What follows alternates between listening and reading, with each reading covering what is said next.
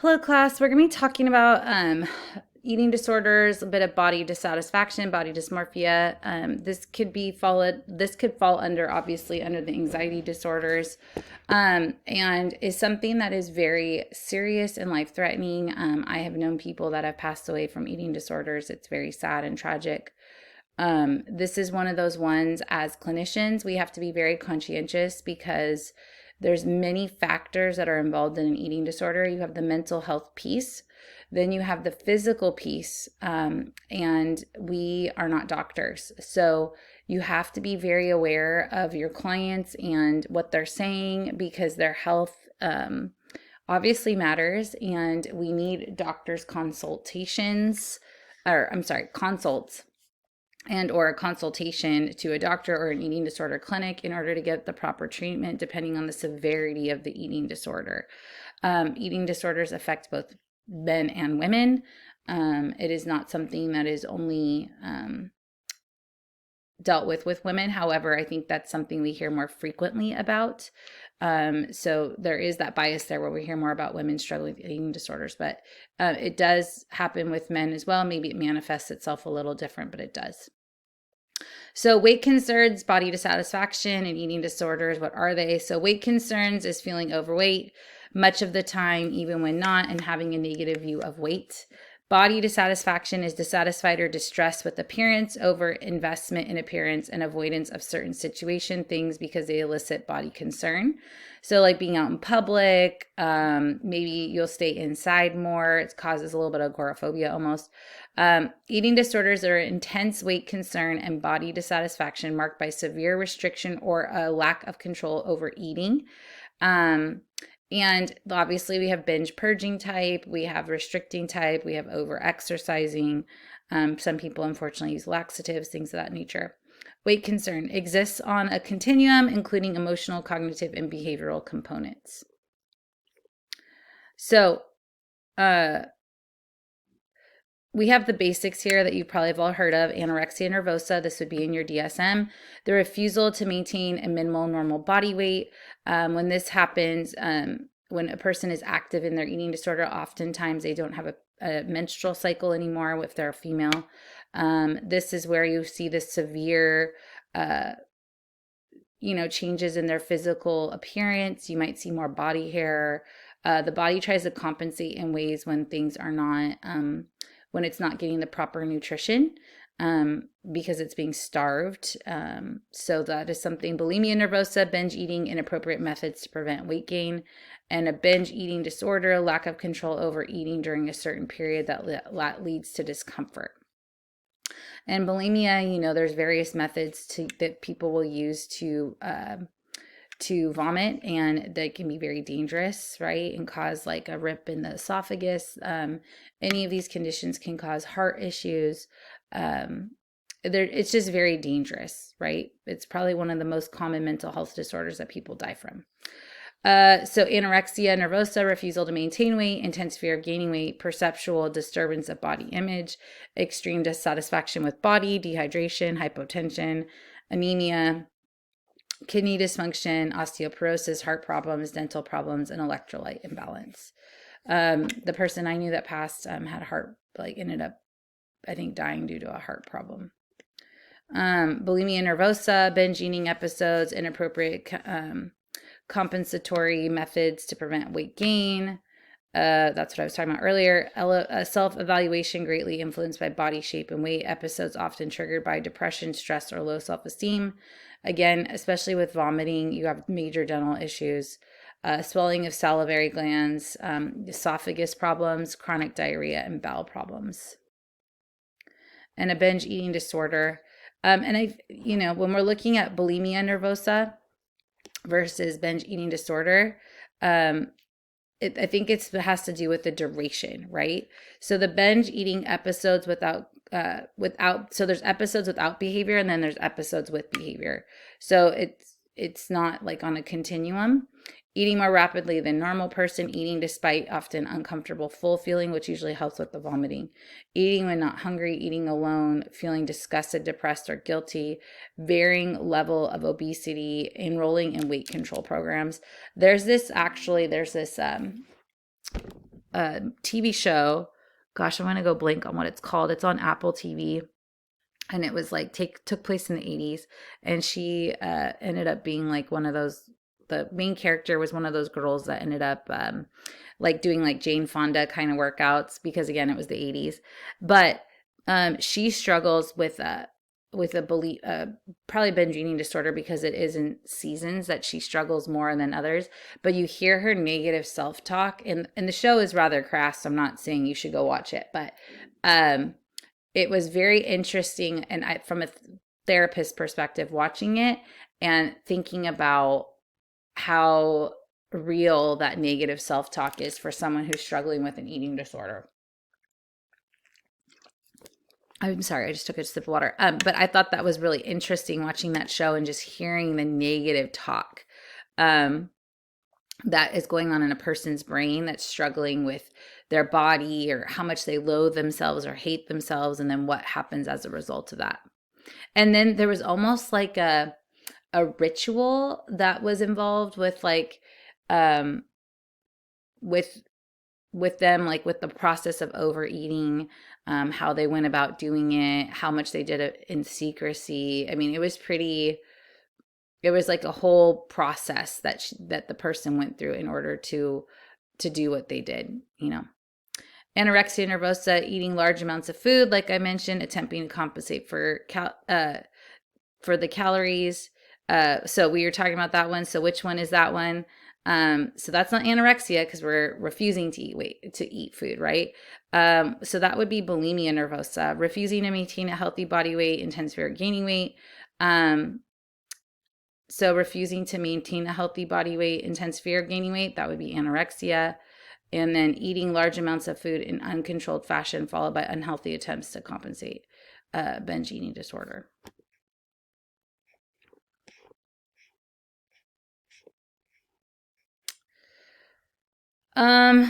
So adolescence is where we're going to see some of this start.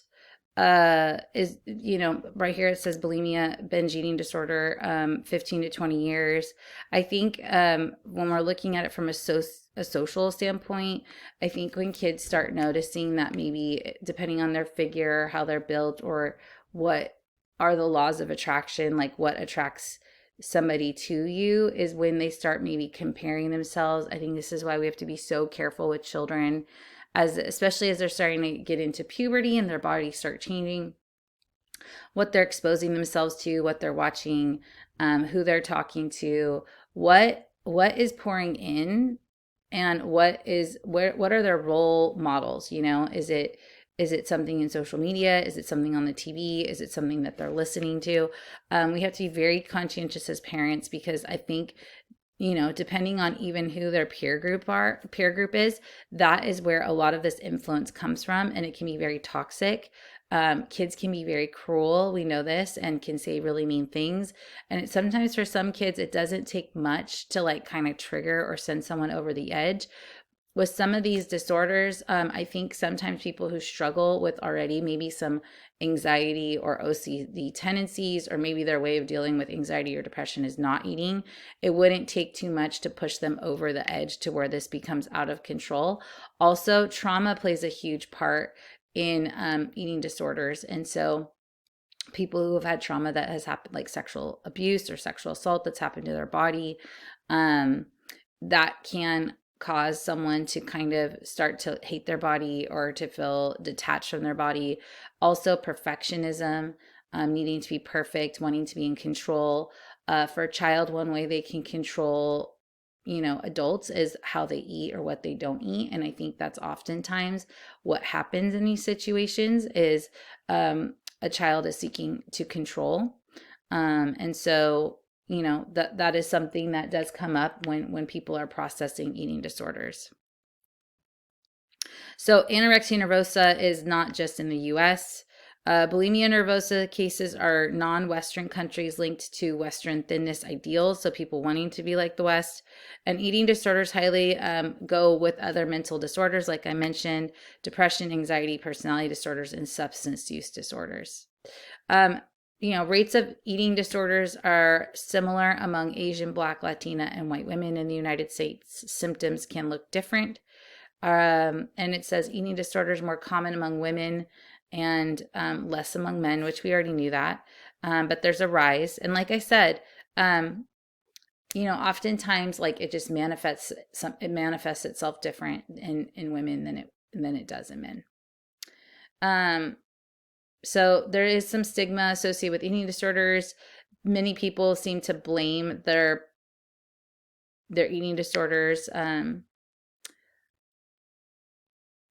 it's like them inflicting it on themselves, where there is a lot of trauma, like I mentioned, and other factors that play into an eating disorder. If any of you have struggled with an eating disorder and or you have known someone close to you, you would see it's not just something they can turn on or shut off. Kind of similar to someone who struggles with addiction. You just want them to stop. Well, it's not that simple. You want them just to see themselves for who they are. They're beautiful.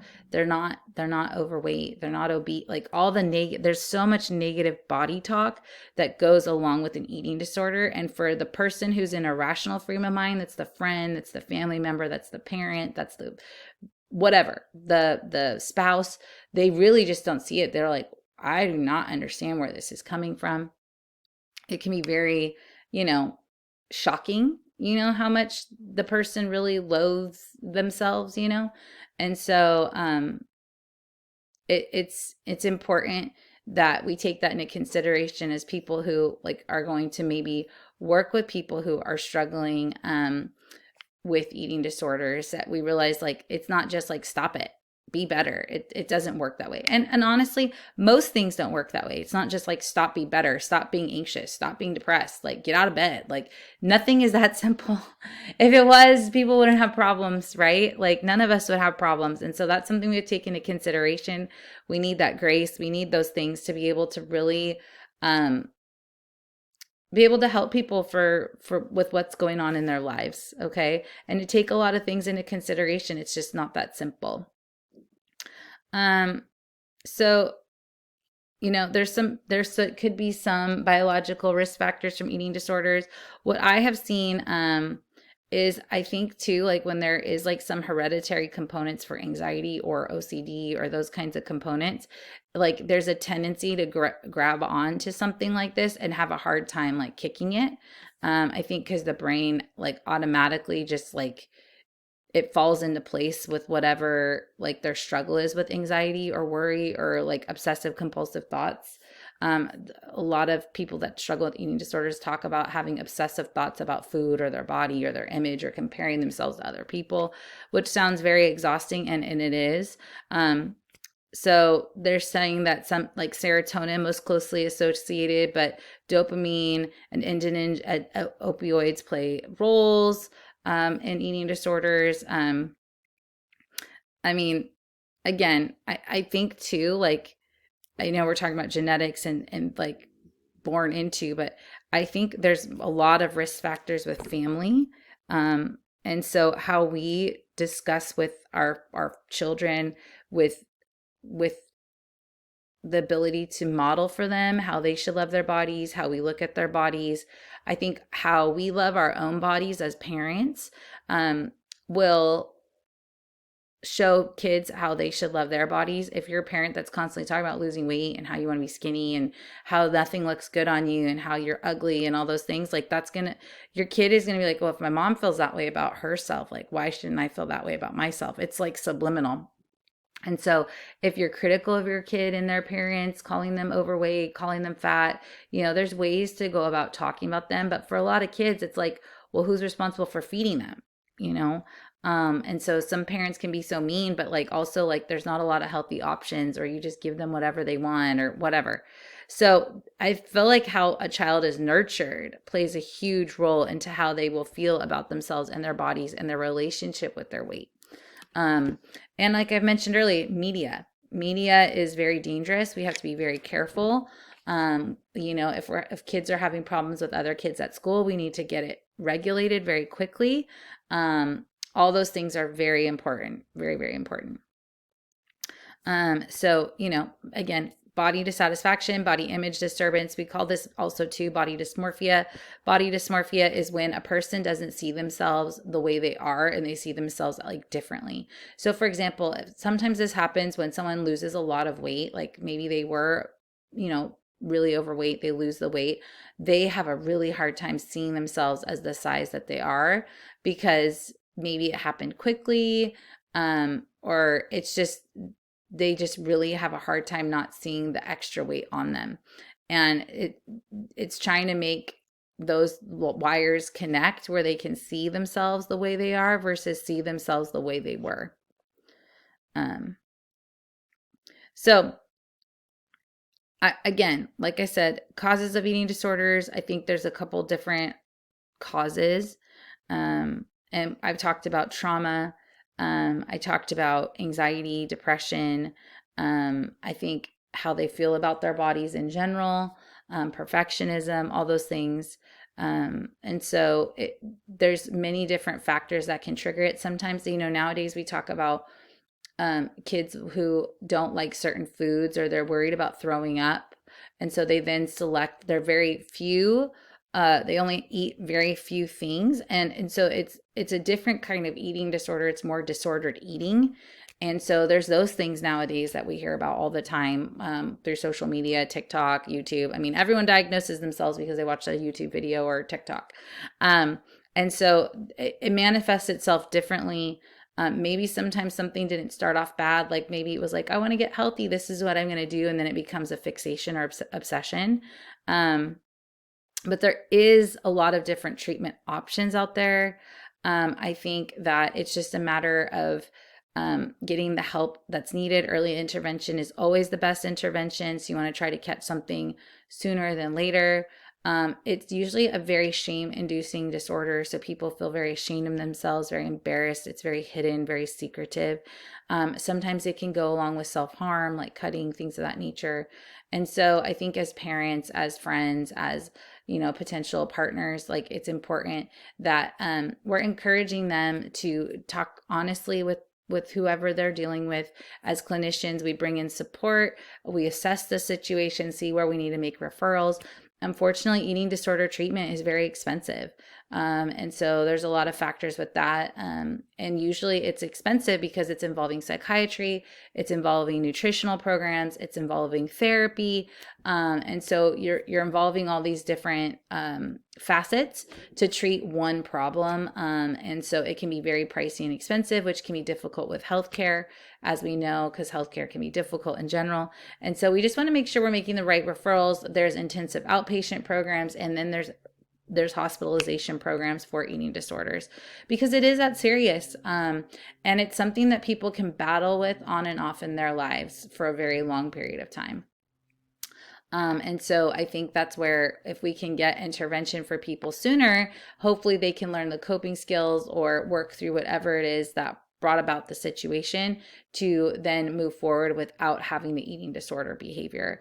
I think learning to love oneself and their body and making peace with their body is huge, and letting go of shame. There's books, Life with Ed, that's a great eating disorder book. It's interesting. It's like one part of the book is about the main character, and then the other part of the book, the author, who I believe it's her story, the author, it's like what Ed, and Ed stands for eating disorder, what Ed thinks about her. And so you see the dichotomy, the split of like having almost this other being inside of you that says these vile, nasty things to you, like you're worthless, you're gross, like look at you, like, nobody's gonna love you, nobody's gonna want you.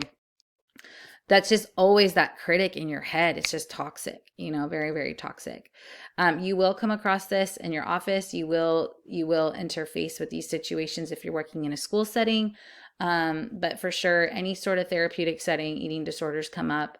And it's just making sure we make the right referrals and have the right protocol in place to make sure we're covering ourselves as well as protecting our clients and making sure that they're getting the help that they need. I'm looking forward to looking at all of your papers. I hope you all had a great weekend, and we will talk soon.